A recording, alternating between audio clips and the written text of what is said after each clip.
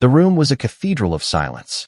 Every sound, the faint whirring of the ventilator, the rhythmic beeps of monitors, the occasional shuffle of nurses' shoes against the polished floor, felt magnified, echoing the impossible reality Jeremy Caldwell faced. He had always believed in control, controlling companies, markets, events, even people. But this, his son Ethan, trapped in a body that refused to obey, staring with wide, unseeing eyes at a ceiling that promised nothing, was chaos incarnate, and he had no anchor. Jeremy's hands shook as he gripped the rails of Ethan's bed, white-knuckled and trembling, the kind of tremor that doesn't come from cold but from raw desperation. The boy's chest rose and fell, each breath measured, mechanical, yet there was no spark in his body. Weeks of experimental surgeries, stem cell treatments, intensive therapy, and specialized care had yielded nothing but the stark truth. He was paralyzed from the waist down. And while doctors could describe the physical damage with charts, scans, and clinical jargon, none could describe the pain gnawing at a father who had watched his son's spirit slowly retreat into silence. Nurses moved through the room like shadows. Soft voices whispered encouragement, coaxing Ethan to respond, to lift a finger, to even blink. One of the younger nurses, a petite woman with a kind face, murmured softly, "You can do this, Ethan. I know you can." The words hung in the air, half reassuring, half futile. The older nurses exchanged glances, their eyes tired, mouths tight. Even in the wealthiest hospital in Chicago, miracles were not on the menu, and the staff knew it. Jeremy's mind raced. He had spent his life amassing everything a man could want: power, wealth, influence. But standing here, staring at his son who couldn't even lift a hand, all of it felt meaningless. His mind wandered back to the accident, the screeching brakes, the metallic crunch, the horrifying seconds that had changed everything. He had replayed it in his head countless times, each retelling a bitter blade twisting in his chest. He should have been able to protect his son, to prevent this. And now, nothing, not billions, not the best doctors, could reverse it. Hours bled together, each day a monotony of machines, therapies, and silent despair. Jeremy sat beside the bed from sunrise to sunset, watching, pleading silently, trying to will life back into Ethan's unresponsive limbs. His own health suffered from sleepless nights, skipped meals, and anxiety that gnawed relentlessly. He could feel the despair pressing against him, heavy and suffocating, yet he refused to leave. Some part of him had decided that as long as he remained at Ethan's side, perhaps, maybe, just maybe, a miracle could happen. It was on one of these long afternoons, a week into yet another cycle of failed therapy, that the door opened quietly.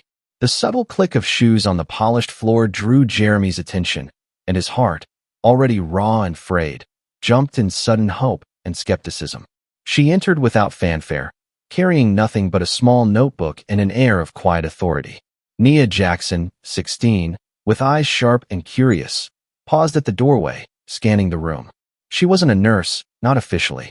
She was a volunteer, a self-taught practitioner of alternative therapies, mind-body rehabilitation techniques, and experimental methods that had already earned her whispers of reverence in small, private circles.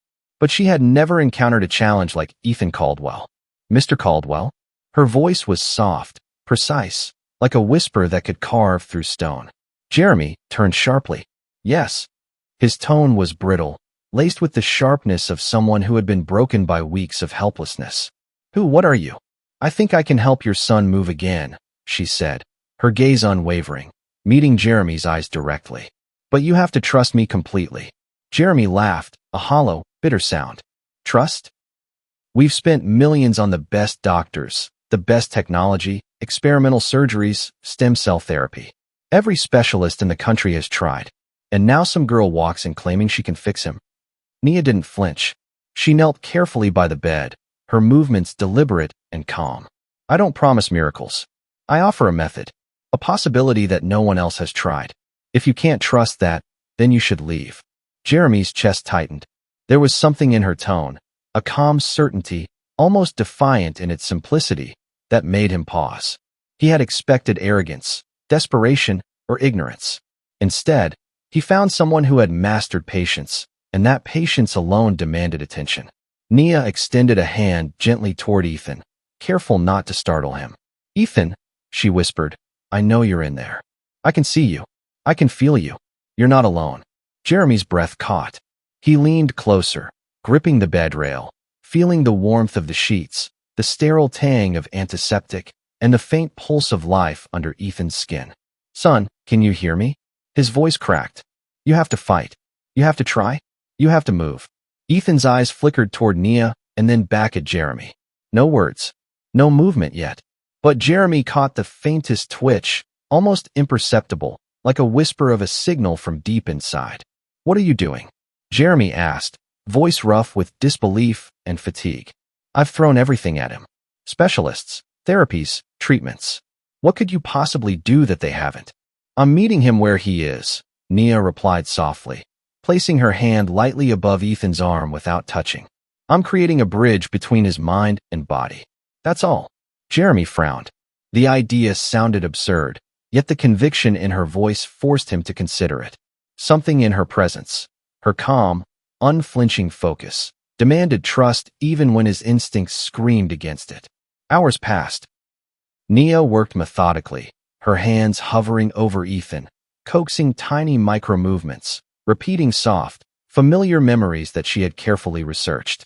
"Remember the treehouse you built with your dad?" she said gently. "You insisted it needed a secret trapdoor. Do you remember?" Jeremy's throat tightened. The memory was vivid, visceral. He remembered Ethan running through the yard, hammer in hand, laughter echoing in the summer air, refusing to let anyone tell him what to do. That memory was a tether to the boy he feared he had lost. Ethan's fingers twitched.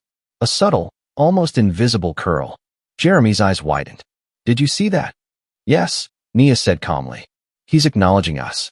That's all it is for now. One small recognition. That's the beginning. We build slowly from here." The hours became days. Jeremy stayed by Ethan's side, sometimes holding his hand, sometimes simply watching, feeling every flicker of movement, every hint of awareness. Nia guided them through exercises that required nothing more than visualization, memory recall, and gentle stimulation. Each micro-movement was celebrated quietly, each twitch a victory that Jeremy had thought impossible. "What would you have done if you were in his shoes?" Nia asked softly one evening, her voice cutting through Jeremy's thoughts.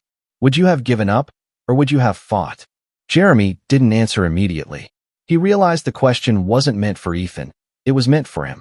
He had spent weeks trying to buy a miracle, only to discover that miracles weren't for sale. Sometimes, they arrived quietly, with courage and persistence in human form. By the end of the week, Ethan's fingers had curled deliberately around Nia's hand. He hadn't spoken.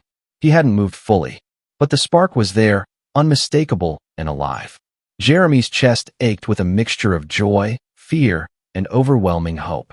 As Nia left the room that evening, she looked at Jeremy and said, "Tomorrow, we continue. He's stronger than he looks, but it will take patience, trust, and belief. Don't let him see doubt in your eyes." Jeremy nodded, swallowing the tears that threatened to fall. "Thank you, Nia. I don't know how to ever repay you." "You don't need to," she replied softly. "Just stay here. That's enough." Alone, Jeremy sat with Ethan's hand in his own, feeling the faint tremors of life returning to his body. For a man who had believed everything could be controlled, this was a revelation. Some things, some miracles, existed only in faith, connection, and relentless perseverance. And in that moment, Jeremy dared to believe that his son might walk again. The next morning arrived with the harsh fluorescent glow that made the hospital room feel both sterile and suffocating. Jeremy had barely slept, his body rigid from exhaustion, but he refused to leave Ethan's side. The boy lay in the same bed, monitors flickering and beeping, yet there was a subtle difference now. Tiny movements, almost imperceptible, danced at the edges of consciousness. A twitch here, a pulse there. Each was a tremor of possibility, a whisper of life returning. Nurses began their rounds, their footsteps muted against the polished floors. One of them, a middle-aged woman with streaks of gray in her hair and a gentle, lined face, looked at Jeremy with a mix of compassion and sorrow. "Morning, Mr. Caldwell," she said softly, setting down a tray. "He slept well, but he's still fragile." Jeremy nodded, trying to mask the gnawing anxiety that had become his constant companion. Fragile, yes. I know. But his voice caught. Words failed him. For weeks he had tried to articulate hope, and it had crumbled each time. Nia arrived shortly after, moving with the quiet confidence of someone who carried a secret the world was not yet ready to believe. She placed her notebook on the small table beside the bed, flipping it open with meticulous care. Her eyes scanned the room, noting every detail. The angle of the bed, the placement of monitors, the way sunlight hit Ethan's face. Every factor mattered. Every detail could influence the fragile balance of mind and body she was attempting to restore. "Good morning, Ethan," she whispered, her voice gentle yet firm. She crouched, keeping her eyes level with his. "Can you hear me?" The boy's eyes flickered. Jeremy caught the faintest glimmer of recognition, a micro-expression that no one else would have noticed. He exhaled sharply, his heart hammering. Nia smiled faintly. "There it is. That's progress." She extended her hand over Ethan's, brushing the tips of her fingers lightly against his skin without touching him fully. The gesture was more symbolic than physical, a way to bridge the gap between intention and movement. Jeremy watched, riveted. "What exactly are you doing?" he asked, his voice low and urgent. "I need to understand this. Every day, I wake up hoping something will happen. And now you just hover." "I'm guiding him to recognize himself again," Nia explained. "I'm connecting his mind to his body through subtle awareness, memory, and gentle stimulation. Each twitch, each pulse, is a message. If we push too hard, we lose the signal. Patience, Mr. Caldwell. That's the key." Jeremy swallowed hard. Patience was not a virtue he had mastered. His life had been built on immediacy, on results, on control. Waiting was alien, unbearable. Yet he found himself captivated, forced to trust despite every instinct screaming against it. Hours passed in a rhythm that blurred the boundary between time and hope. Nia's techniques were precise. She had Ethan imagine holding his favorite toy, running in the yard, laughing with friends. She repeated phrases tied to memory. "Remember the treehouse. Remember the trapdoor. Remember the wind in your hair." Each memory tugged at something buried deep in Ethan's mind, a spark struggling to ignite movement. Jeremy leaned close to his son, whispering, "You can do this, Ethan. I'm right here. I'll never leave you." He could feel the warmth of Ethan's small hand beneath his fingers, the slight tremor that had grown just perceptibly stronger overnight. The nurses observed, their skepticism mingled with awe. One whispered under her breath, "I've never seen anyone respond like this before. Not in weeks." Nia, meanwhile, remained steady, almost meditative. "Ethan," she said, her voice soft, "I know it's scary, but I see you. I feel you. Let's move together." She guided his fingers through micromotions, not forcing, but encouraging. Each small response was amplified in her mind. A twitch, a curl, a minute flexing of the fingers. Each was a victory to be nurtured, celebrated quietly, without fanfare, because even the smallest misstep could shut down progress. Jeremy's heart oscillated between hope and fear. He remembered the accident vividly. The way the car spun, the crunch of metal, the look of terror in Ethan's eyes. He had replayed those moments countless times, each time wishing he could reverse them. He could not. But perhaps, here, now, there was a chance to restore something greater than what had been lost. Connection, life, agency. By midday, Ethan's fingers moved again, slightly stronger than before. Jeremy's voice broke with emotion. He's moving. Did you see that?" Nia didn't look up, keeping her focus entirely on Ethan. "Yes. One step. That's all it is for now. Celebrate it quietly. Build from here." Jeremy exhaled shakily, letting tears sting his eyes. He realized something profound. Miracles were not bought. They were not summoned by money, influence, or desperation. They were cultivated through patience, trust, and relentless belief. The afternoon stretched into evening.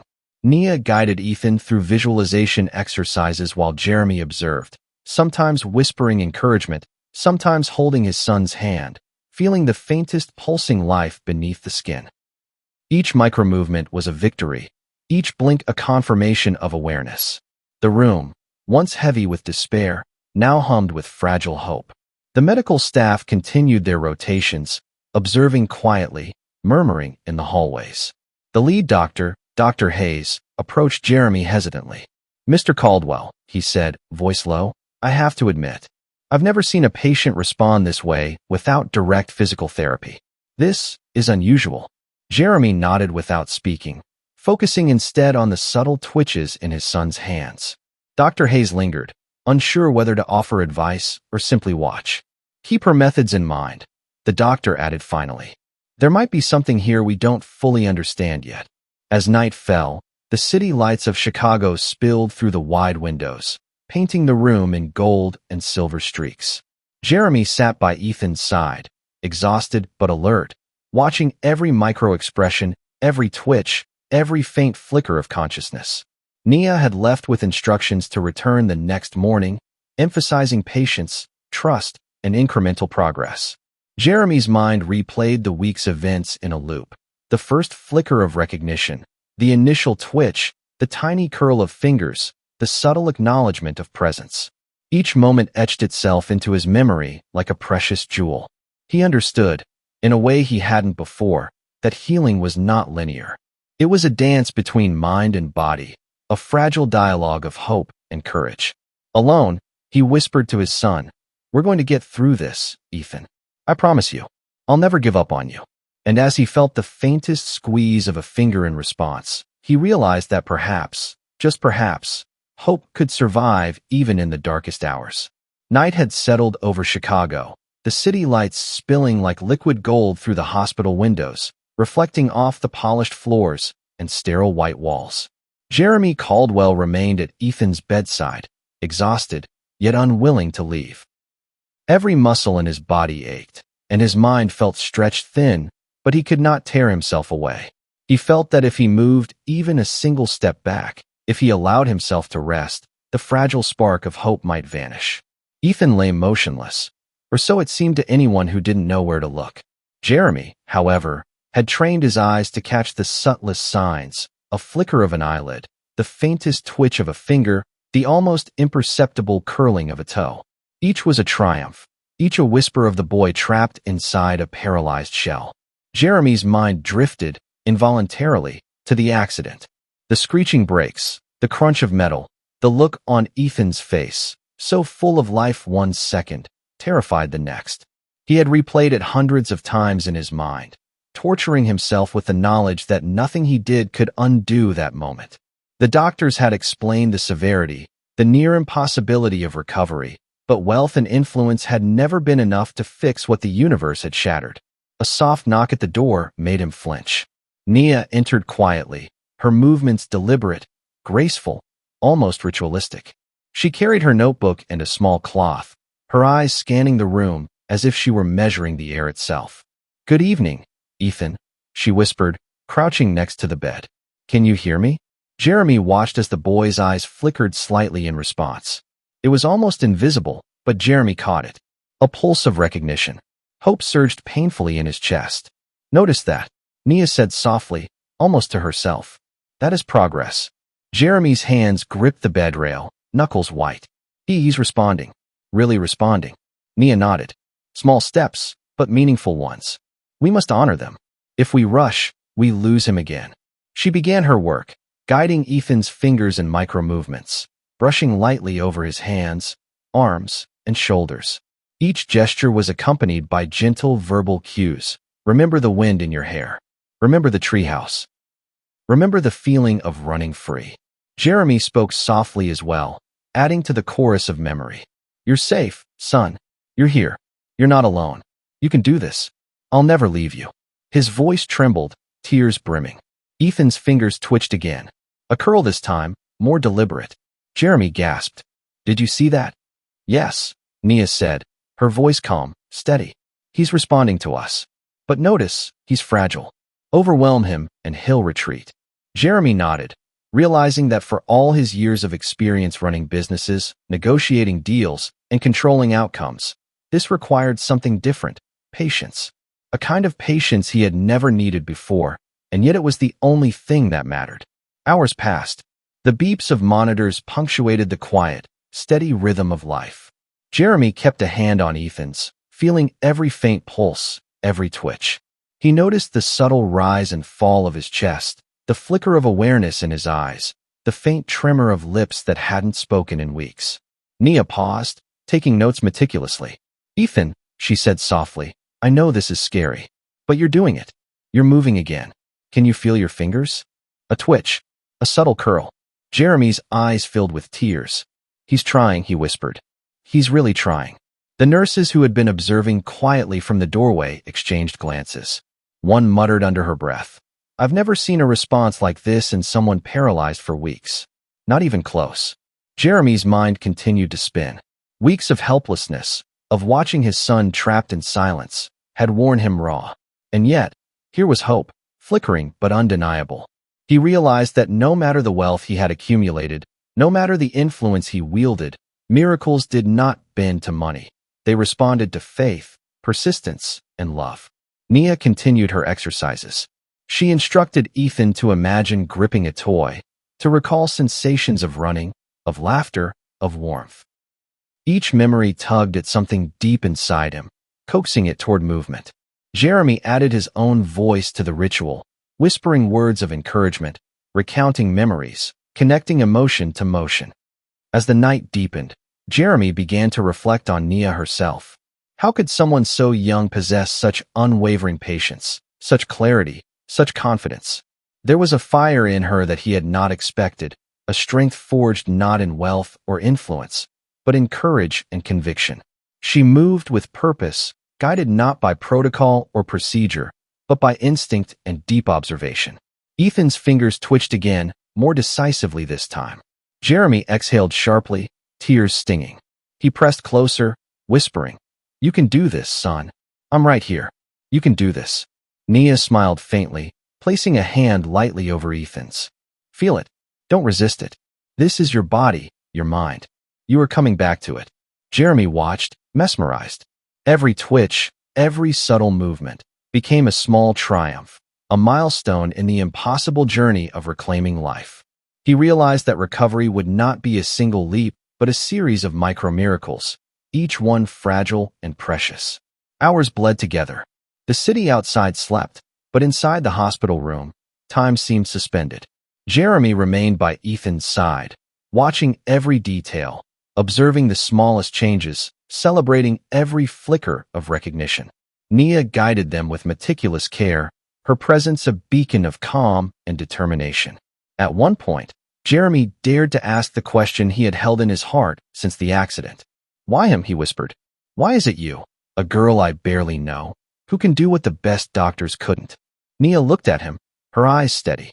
"Because sometimes, the people who can reach what others cannot are those who aren't limited by fear or protocol, who see possibility where others see impossibility." Jeremy realized in that moment that he had been limiting himself. He had believed that wealth and influence could solve all problems, that control was everything. And yet here, in the quiet hum of machines and the fragile pulse of a boy returning to life, he understood that faith, patience, and courage mattered more than all the money in the world. As the night drew on, Jeremy remained vigilant, holding Ethan's hand, feeling every subtle twitch, every pulse of awareness. Nia had left brief instructions for the next morning, emphasizing patience, consistency, and emotional connection. Jeremy repeated them in his mind, vowing to follow them exactly, no matter how difficult it might be. And as he sat there, watching the faint glimmers of life return to his son's paralyzed body, he understood something profound. Healing was not about control. It was about connection, about faith, and about refusing to give up, even when the odds seemed insurmountable. For the first time in weeks, Jeremy allowed himself to believe, not blindly, not recklessly, but with the quiet, fragile hope that miracles sometimes arrived quietly, with nothing but courage, persistence, and love. And in that moment, Jeremy dared to imagine a future where Ethan might walk again. The first rays of dawn crept over the city skyline, spilling through the tall windows of the Caldwell Hospital room, casting long, golden streaks across the sterile white floors. Jeremy Caldwell sat rigid in the chair beside his son, Ethan, exhaustion etched into every line of his face. He had barely slept, yet the thought of leaving, even for a moment, was unthinkable. There was a fragile electricity in the air, a sense that something was about to shift, and Jeremy's heart throbbed in both anticipation and fear. Ethan lay motionless, his chest rising and falling with the rhythmic support of the ventilator. Yet Jeremy knew better than to trust appearances. In the past weeks, he had learned to read the almost imperceptible signals, the twitch of a finger, a flutter of the eyelid, the tiniest shift in muscle tension. Each micro-movement had become a spark of hope, a sign that the boy trapped in a paralyzed body was still inside, still aware, still fighting. A quiet knock at the door drew Jeremy's attention. Nia Jackson entered, moving with the precision of someone who had spent her life mastering patience, observation, and subtlety. She carried her notebook and a small satchel of tools, brushes, softballs, and small textured objects meant to stimulate sensory and motor responses. Her eyes swept over the room, noting the angle of the bed, the light through the window, the position of monitors, and even the subtle rhythm of the air. Everything mattered. "Good morning, Ethan," she said softly, kneeling beside the bed. Her voice was calm, but carried an authority that demanded attention. "Can you hear me?" The boy's eyelids flickered just slightly. Jeremy's chest tightened as he leaned forward, gripping Ethan's hand. "He's listening," he whispered, awe in his voice. "He's really listening." Nia's eyes softened, but her focus never wavered. "Progress is delicate. We move too fast, we risk losing it. Patience, Mr. Caldwell. Patience is the bridge we walk today." Jeremy swallowed hard. Patience was not a skill he had mastered. His life had been built on control, on instant results, on power. Waiting had always felt like weakness. Yet he realized, painfully and slowly, that the stakes here were far beyond anything he had faced before. This was about life, about connection, about coaxing a human soul back into its body when everything else had failed. Nia began her exercises with Ethan, her hands hovering above his body, brushing lightly without pressing. She instructed the boy to visualize objects, textures, and memories, the rough wood of his treehouse, the smell of the summer air, the feel of his father's hand guiding him across the yard. Each image, each memory, was designed to awaken recognition, to spark the dormant pathways between mind and body. Jeremy joined in, whispering memories alongside her. "Remember running across the yard, Ethan? The way the wind hit your face. The laughter. The freedom. You're safe. You're here. You're not alone." Ethan's fingers twitched. A curl. A slight movement. Jeremy's chest tightened, tears welling in his eyes. "Did you see that?" he asked, voice trembling. "Yes," Nia said softly, her focus never leaving Ethan. "One small recognition. That's all it is for now. We build from here. One careful step at a time." The nurses observed quietly from the doorway. One muttered, almost reverently, "I've never seen a response like this in someone paralyzed for weeks. Not even close." Jeremy's mind spun with memories of the accident, the screeching brakes, the crunch of metal, the terror on Ethan's face. And yet here was Nia, a 16-year-old girl, coaxing movement from a body that had resisted every top specialist in the country. The juxtaposition was almost surreal, yet impossible to ignore. Hours passed. The room became a symphony of quiet murmurs, rhythmic beeps of monitors, and subtle micro-movements. Nia's voice wove stories, climbing the treehouse, summer days in the backyard, the smell of fresh-cut grass, the laughter of friends. Each memory tugged at something deep inside Ethan, coaxing recognition and motion. Jeremy's own voice joined the rhythm, a steady stream of encouragement. "You're safe, son. You're here. You can do this. I'll never leave you." His hand pressed lightly against Ethan's, feeling the tremors of life beneath the skin.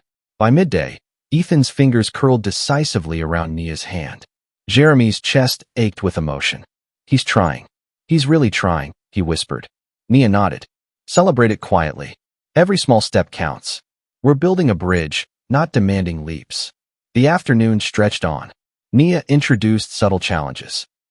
Small objects to grasp, gentle tilting of the bed to encourage balance, soft pressure on muscles atrophied from weeks of immobility.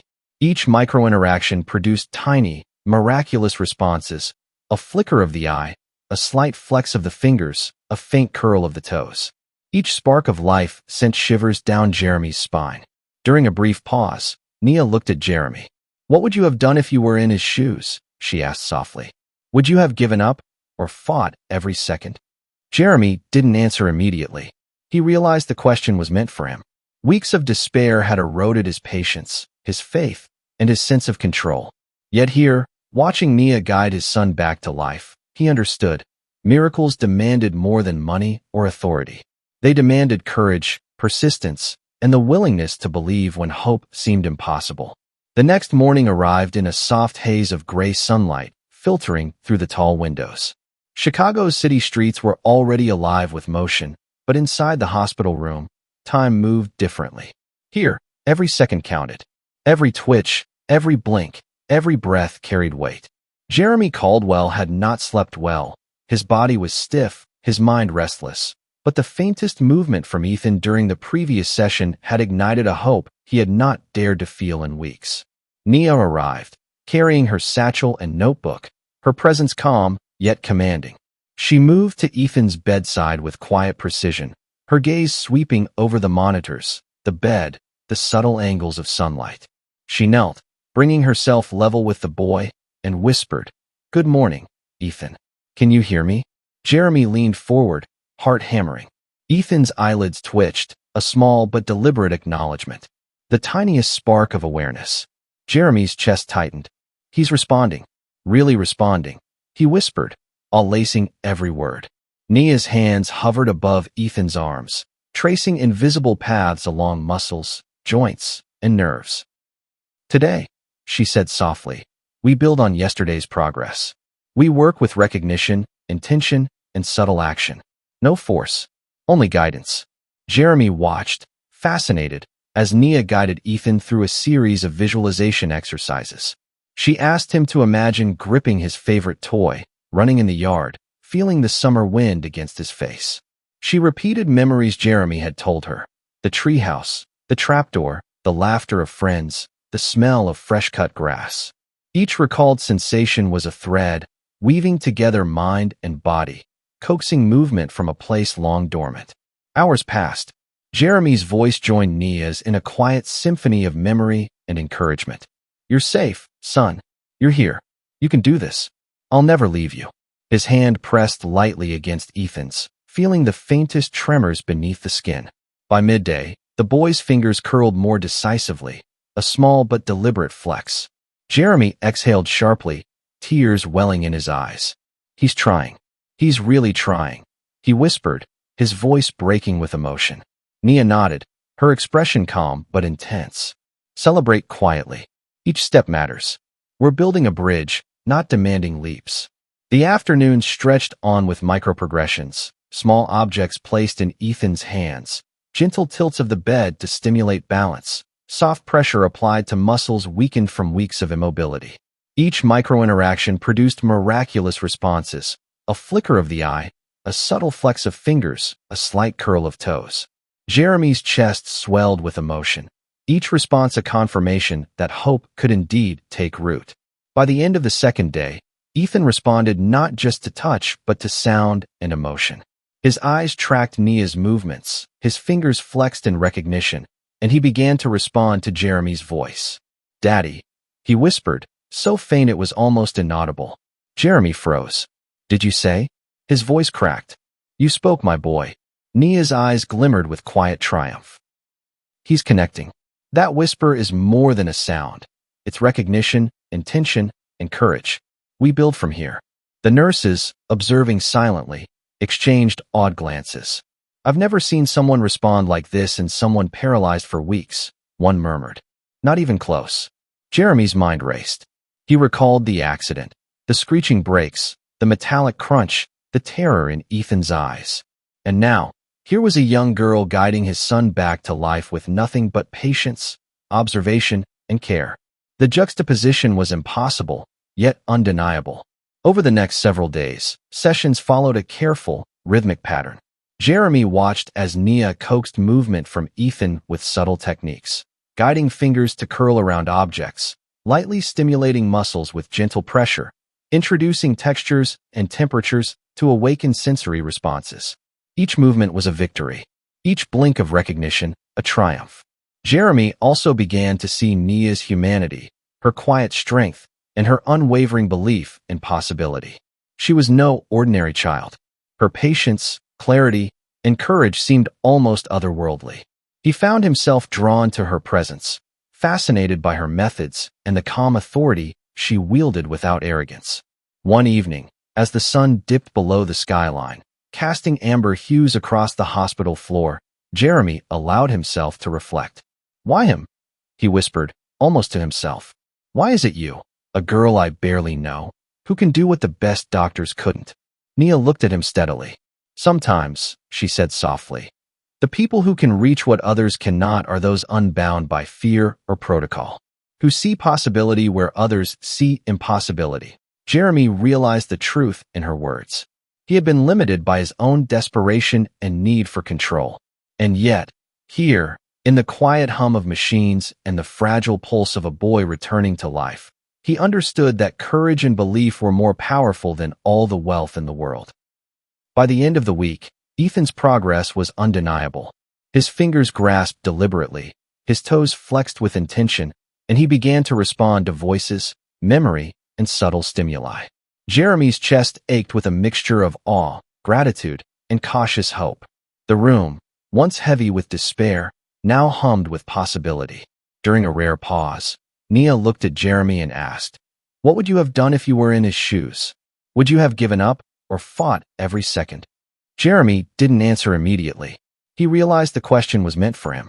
Weeks of despair had eroded his patience, his faith, and his sense of control. Yet watching Nia guide his son back to life, he understood that miracles demanded more than money or authority. They required courage, persistence, and belief in the unseen. Night settled once again over Chicago. Jeremy remained by Ethan's side, holding his hand, feeling every twitch, every pulse of awareness. Nia left brief instructions for the next morning: patience, consistency, emotional connection, and trust. Jeremy repeated them in his mind, vowing to follow them exactly, no matter how difficult it might be. Alone, he whispered to Ethan, "We'll get through this. I'll never give up. I promise." He felt the faintest squeeze of fingers in response, and for the first time in weeks, he allowed himself to believe, not recklessly, not blindly, but with quiet, fragile hope that miracles sometimes arrive quietly, carried by courage, persistence, and love. The room felt unusually still that morning. The usual rhythm of monitor beeps and distant hallway noises seemed muted, as if the hospital itself were holding its breath. Jeremy Caldwell sat close to Ethan's bedside, his hand resting lightly on his son's arm, heart thrumming with anticipation.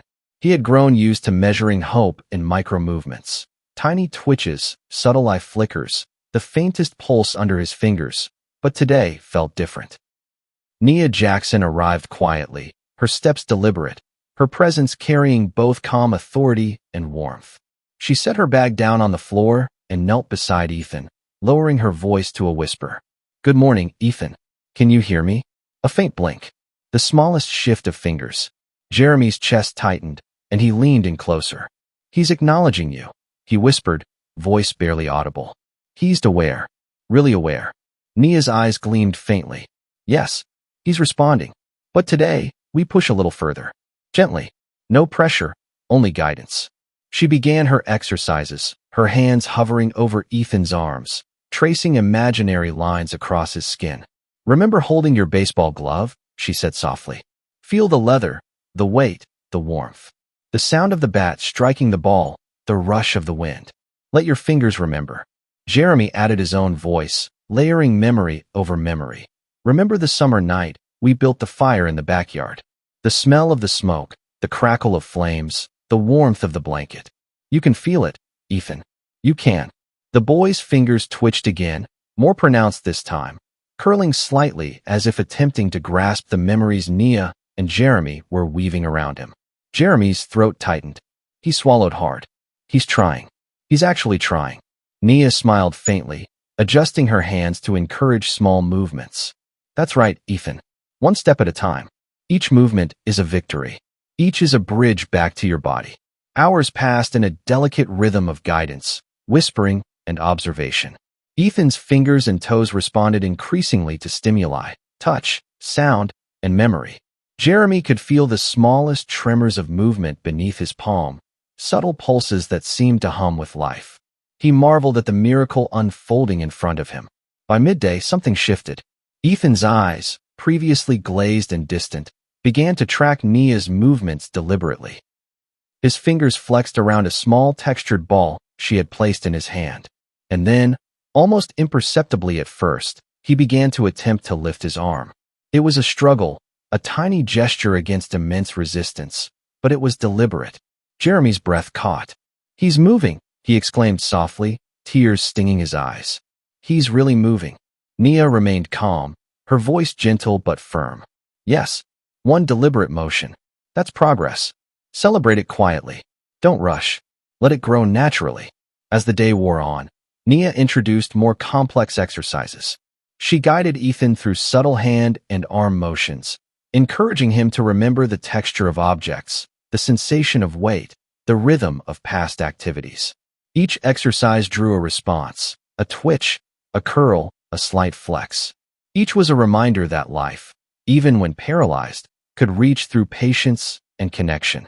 Jeremy watched closely, his mind torn between awe, fear, and hope. He remembered the accident vividly, the screech of brakes, the metallic crunch, the look of terror on Ethan's face. For weeks, doctors had told him that recovery was unlikely. Yet here, in front of him, a young girl was coaxing movement from a body that had resisted even the most advanced therapies. The nurses observed silently, whispering among themselves. One muttered, "I've never seen anyone respond like this in weeks of paralysis. It's unbelievable." Jeremy's attention never wavered. He felt every pulse, every subtle movement, every blink of recognition. And then, something miraculous happened. Ethan attempted to lift his head, just a fraction, just enough for his eyes to meet Jeremy's. It was exhausting for him, every muscle trembling, but the recognition was unmistakable. Jeremy's voice broke as he whispered, "Ethan, you did it. You lifted your head. My boy, you're here with me." He pressed his forehead gently against Ethan's, tears sliding down his cheeks. Nia's eyes softened. "Yes, he's connecting. But notice, this is delicate. We go slowly. Each movement is a dialogue, not a command." Jeremy nodded, realizing the depth of her wisdom. He had spent a lifetime accustomed to control and immediate results. Here, control was meaningless. Patience, presence, and emotional connection were the forces that mattered. As evening fell, the city lights spilled through the window, casting amber reflections across the room. Jeremy sat quietly, holding Ethan's hand, feeling every twitch and pulse. Nia left brief instructions for the next day: continue the exercises, maintain emotional connection, and honor the pace of progress. Alone with his son, Jeremy whispered, "We'll get through this, Ethan. I'll never give up. I promise." He felt a faint squeeze in return, a delicate acknowledgement of life. And for the first time in weeks, Jeremy allowed himself to believe, not recklessly, not blindly, but with quiet, fragile hope that miracles sometimes arrive, patiently, and are carried by courage, persistence, and love. The morning air in Chicago was sharp, carrying the scent of rain from the previous night.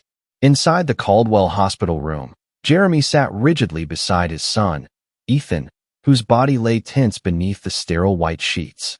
The boy's fingers twitched intermittently, a slow, stubborn rhythm. But something felt different today. Resistance, invisible yet palpable, seemed to pulse through him. Nia Jackson arrived promptly, her satchel slung over her shoulder, eyes sharp and measuring as always. She knelt beside Ethan's bed and whispered, "Good morning, Ethan. Can you hear me?" A faint blink, a subtle twitch of the lips. Jeremy's chest tightened. "He's responding," he whispered, voice taut with hope and worry. "But something feels off today." Nia's gaze flicked over the monitors, then to Ethan's small, rigid movements. "Yes," she said softly. "Resistance is a natural part of recovery. Sometimes the body fights because it's afraid. Sometimes the mind clings to what it knows. Paralysis is a familiar prison. We cannot push too hard. Today, we navigate around it." Jeremy's hand hovered over Ethan's, unsure whether to press, to encourage, or to wait. He had grown accustomed to micro-victories, tiny finger curls, faint eye movements, slight head lifts, but now each twitch seemed to fight him as much as it fought forward.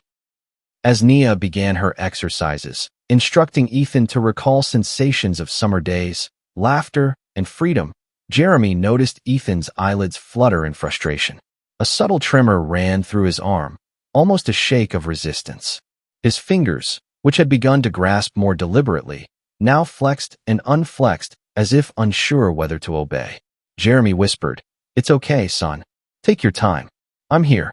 You can do this." Nia's hands hovered, soft as a feather over Ethan's skin. "Notice how he resists, Jeremy. Resistance is part of the dialogue. We don't conquer it. We guide it." Hours passed. The room felt heavy with tension, the usual rhythm of hope interrupted by fleeting moments of doubt. Jeremy felt it in himself too, the sharp edge of frustration, the gnawing fear that weeks of progress could vanish in a single stalled session. The nurses observed silently from the doorway, exchanging worried glances. "I've never seen him stall like this before," one murmured. "Even minor progress can trigger fear responses, but this is intense." Jeremy's mind wandered to the accident again, the screech of brakes, the crash, the terror in Ethan's eyes. He had survived on hope, on faith, on the knowledge that love could coax movement where medicine had failed. And yet now, with resistance building in his son, he realized that recovery demanded more than hope. It demanded patience, understanding, and a willingness to accept setbacks as part of the journey. Nia introduced subtle techniques to circumvent the resistance. Small tactile objects were placed in Ethan's hands, gentle pressure applied to tense muscles, and visualization exercises repeated with a focus on calm and reassurance. Each micro-interaction produced fleeting responses, a twitch, a blink, a slight curl of fingers, but nothing sustained. Jeremy's frustration crept in. "Why can't he just move like yesterday?" he muttered under his breath, voice tight. "We've come so far."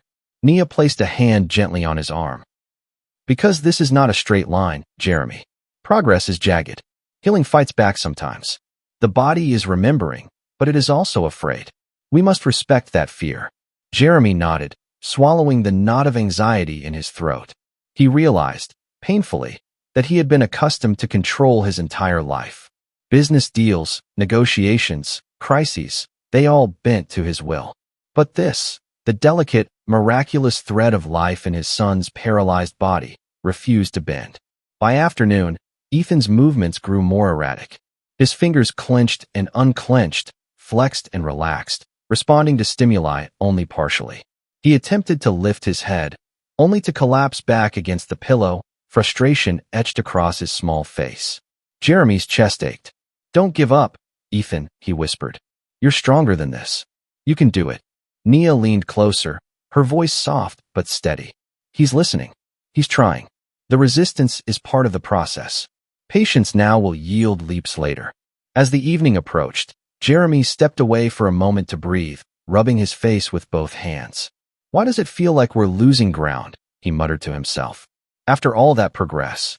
Nia's voice was calm from the bed. "We are not losing ground. We are navigating a new terrain. Resistance today is preparation for growth tomorrow." Jeremy's gaze returned to Ethan. He noticed the subtle flutter of an eyelid, the faintest tremor of a hand, and allowed himself to hope again, cautiously, carefully. That night, alone in the room with his son, Jeremy whispered, "I'll never give up on you, Ethan. No matter how long it takes, no matter the struggle, I promise." A faint squeeze of fingers answered him, almost imperceptible but unmistakable.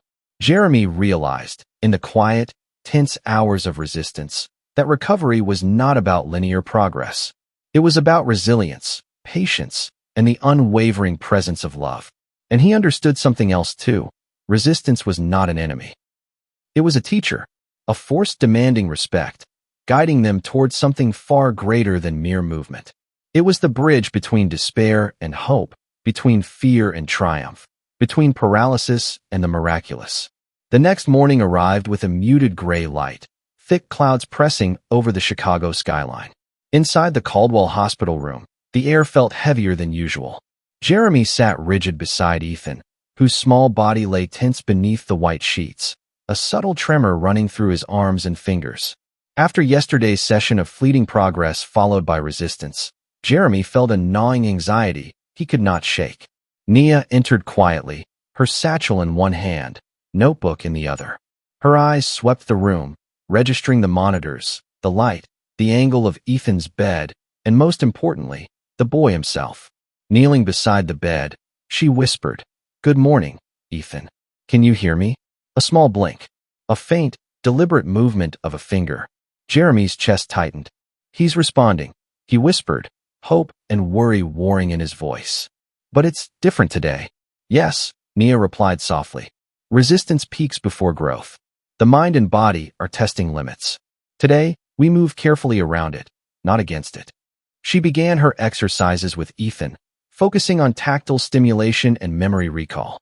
"Remember the swings in the park?" she whispered. "The feel of the chain, the wind against your face, the laughter echoing around you. Let your hands remember the motion, the weight, the rhythm." Jeremy joined her, layering memories. The smell of freshly cut grass, the sound of your friend's laughter, the warmth of the sun on your skin. "You can feel it, Ethan. You're here. You're not alone." Despite their combined efforts, Ethan's movements remained erratic. Fingers curled and uncurled, arms flexed only partially, his eyes reflecting confusion and frustration. Jeremy's heart clenched. Why can't he just do it? He muttered under his breath, voice strained. "We've come so far." Nia placed a gentle hand on his arm. "Because healing is jagged, Jeremy. The body fights back, the mind hesitates. Resistance is not failure. It is a test, a dialogue. We learn from it, not fight it." Jeremy nodded, swallowing hard. He realized the truth. In life, control had always been his ally. Here, control was meaningless. Recovery demanded patience, trust, and an understanding that setbacks were part of the journey. Hours passed. Ethan's movements fluctuated between progress and defiance. At one point, he attempted to lift his arm but collapsed it back against the bed, frustration etching his young face. Jeremy's chest ached. "Don't give up, Ethan. You can do this. I believe in you." Nia's hands hovered, soft but firm. He's listening. He's trying. Resistance today prepares him for the leaps tomorrow. By afternoon, a breakthrough surfaced, small, fragile, but undeniable. Ethan's hand grasped a soft ball deliberately, then released it slowly, an almost conscious motion. Jeremy's eyes widened. "Did you see that? He's doing it on purpose." Nia's gaze softened. "Yes, that is intentional movement. Celebrate quietly. Encourage, don't push.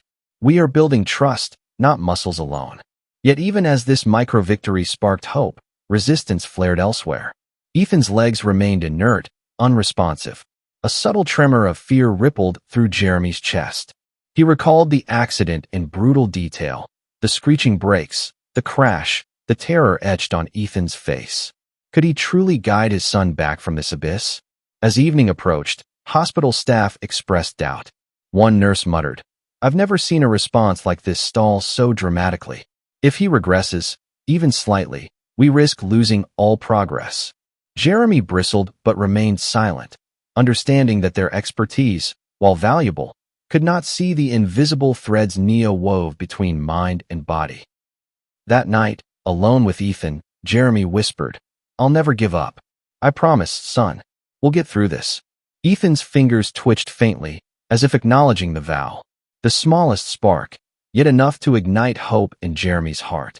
Nia left brief instructions for the next day, gentle tactile exercises, consistent memory recall, and unwavering emotional presence. She reminded Jeremy, softly but firmly, "Progress is jagged, Jeremy. Celebrate small victories, honor resistance, and trust in the process. Tomorrow holds more than you can see today." Jeremy realized in the quiet that resistance was not an enemy. It was a teacher. It forced patience, humility, and relentless care. In the fragile hours of tension, he understood that love, steady, unwavering, and persistent, was the force capable of coaxing life from paralysis. As he settled into the chair beside Ethan, Jeremy's gaze softened. The boy's small, trembling hand twitched against his own, a reminder that the battle was far from over, but that hope, however fragile, endured. And somewhere in the quiet, unspoken bond between father, son, and mentor, a sense of purpose began to deepen. Resistance had arrived to test them, but Jeremy now knew they would not break. They would endure. They would continue. The next morning, The room carried a heavy stillness. The sun struggled to pierce the thick clouds outside, and inside, every sound, soft beeps of monitors, the faint shuffle of shoes in the hallway, seemed amplified. Jeremy Caldwell sat beside Ethan, his hands folded tightly over one another, jaw clenched, heart beating fast. The resistance yesterday had left a residue of unease in his chest, but beneath that unease, a stubborn ember of hope still glimmered. Nia Jackson entered quietly, her presence calm, yet purposeful. She knelt beside Ethan, lowering her voice into a gentle whisper. "Good morning, Ethan. Can you hear me?" A faint blink, a subtle flex of the fingers. Jeremy's breath caught. "He's responding," he whispered, both relief and tension tugging at his chest. "But he's holding back. It's like he's afraid to try." "Yes," Nia replied softly, her eyes never leaving Ethan. "Fear is part of resistance. The body remembers, but it also hesitates. Today, we guide him gently through that fear, rather than pushing against it." Jeremy nodded, swallowing hard. He had spent a lifetime controlling outcomes, managing businesses, commanding respect, orchestrating every detail. But here, none of that mattered. He realized that love and patience were his only tools now, and they were both fragile and exhausting. Nia began her exercises, starting with tactile stimulation. She guided Ethan's fingers over small objects, a softball, a textured cube, a cloth of different weaves. Each item was designed to trigger recognition, memory, and subtle motor response. "Feel the weight, the texture, the shape," she whispered. "Let your hands remember, Ethan." Jeremy added his voice, layering memory over memory. "Remember the treehouse ladder, the summer sun on your skin, the sound of your friend's laughter. You can feel it, Ethan. You're safe. You're here. You're not alone." Hours passed in a tense rhythm of whispering, observing, and encouraging. Ethan's fingers twitched in response, but his movements remained sporadic. At one point, he attempted to lift his arm and collapsed it back onto the bed, frustration etched across his face. Jeremy's chest ached. "Don't give up, Ethan. I believe in you," he whispered, swallowing the tight knot of panic and worry in his throat. Nia remained calm, her hands hovering like feathers over Ethan's body. "See how he resists? That is not failure. That is a dialogue. The mind is testing, the body is remembering. Each small movement is a victory. Celebrate it quietly." As the afternoon stretched on, a subtle miracle emerged. Ethan's hand grasped a softball deliberately, releasing it slowly. Jeremy's eyes widened, tears threatening to spill. "Did you see that? He did it on purpose. He's trying." "Yes," Nia said, her eyes glinting faintly with pride. "Intentional movement. That is progress. Encourage, don't push. Trust him." But even as this small triumph sparked hope, resistance surged elsewhere. Ethan's legs remained inert, unresponsive. A faint tremor of fear ran through Jeremy's chest. Could they truly guide his son back from this abyss? Later, the hospital staff expressed concern. "I've never seen a response like this stall so dramatically," one nurse whispered. "If he regresses even slightly, all progress could be lost." Jeremy clenched his fists but remained silent, knowing their expertise could not see the invisible threads Nia wove between mind and body. By evening, Jeremy stepped back to breathe, rubbing his face with his hands. "Why does it feel like we're going backward?" he muttered under his breath. "After all that progress." Nia's voice, calm and steady, answered him. "Progress is jagged, Jeremy. Resistance today is preparation for growth tomorrow. Every small movement counts, even if it seems like nothing." Alone with his son, Jeremy whispered, "I'll never give up on you, Ethan. No matter how long it takes, no matter the struggle, I promise." A faint twitch of fingers responded, almost imperceptible but unmistakable. And in that moment, Jeremy understood, resistance was not an enemy.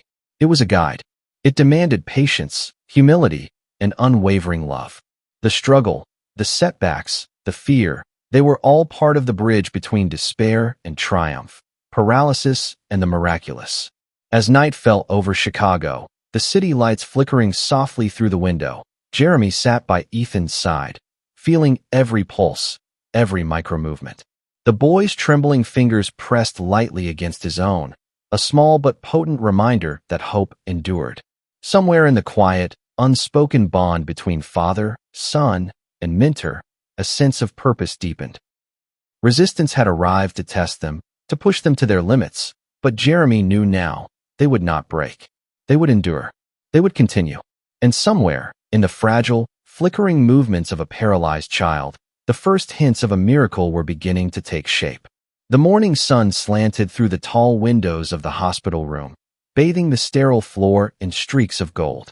Jeremy Caldwell sat rigidly in the chair by his son's bed, hands folded over his knees, jaw clenched, heart thrumming with a mix of hope and fear.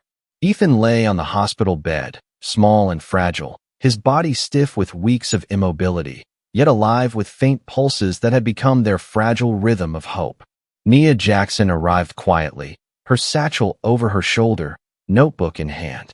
Her gaze swept over the room, monitors, bed angles, sunlight through the windows, and finally rested on Ethan. She knelt beside the boy, lowering her voice to a gentle whisper. "Good morning, Ethan. Can you hear me?" A faint blink, a subtle flex of a finger. Jeremy's chest tightened. "He's acknowledging you," he whispered. "But it feels different today.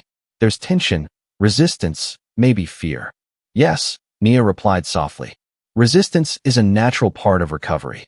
Sometimes the body fights because it's afraid. Sometimes the mind clings to what it knows.